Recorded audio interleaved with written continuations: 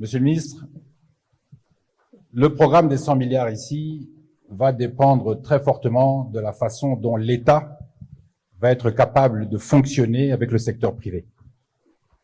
Le secteur privé va amener des investisseurs, va amener des opérateurs éventuellement qui sont spécialisés dans les secteurs dans lesquels le développement est nécessaire.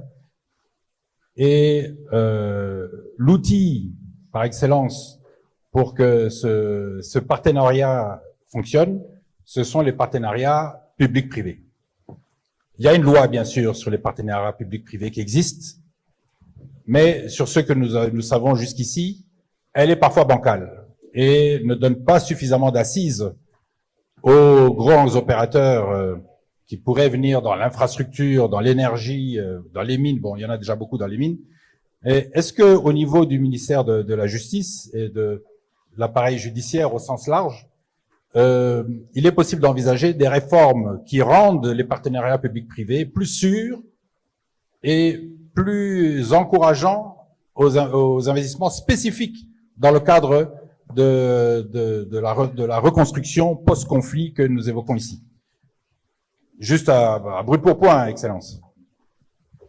Assez rapidement, je pense que il y a eu cet exercice où les privés ont exprimé certaines inquiétudes. Donc la première obligation pour l'État, c'est de les adresser. La question de la lenteur et la complexité des procédures judiciaires, la difficulté par exemple à exécuter certaines décisions judiciaires, puisque c'est là le problème, et bien sûr les conflits fonciers qui paralysent l'investissement et en fait l'imprévisibilité de certaines décisions administratives. Donc il faut quand même que nous puissions adresser ces préoccupations. Ça, c'est la première chose. La deuxième chose, il faut créer un environnement propice pour restaurer la confiance avec l'État, notamment avec certaines décisions qui sécurisent les investissements.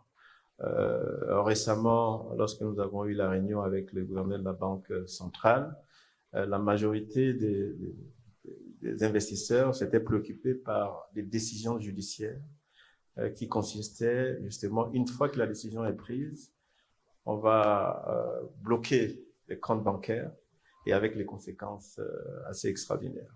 Et donc, ce sont ces questions, ces préoccupations qui doivent être adressées pour justement renforcer la confiance entre l'État et nous. Et bien sûr, il y a cette série de réformes sur le plan légal que nous allons entreprendre, notamment les parquets financiers. Voilà, merci.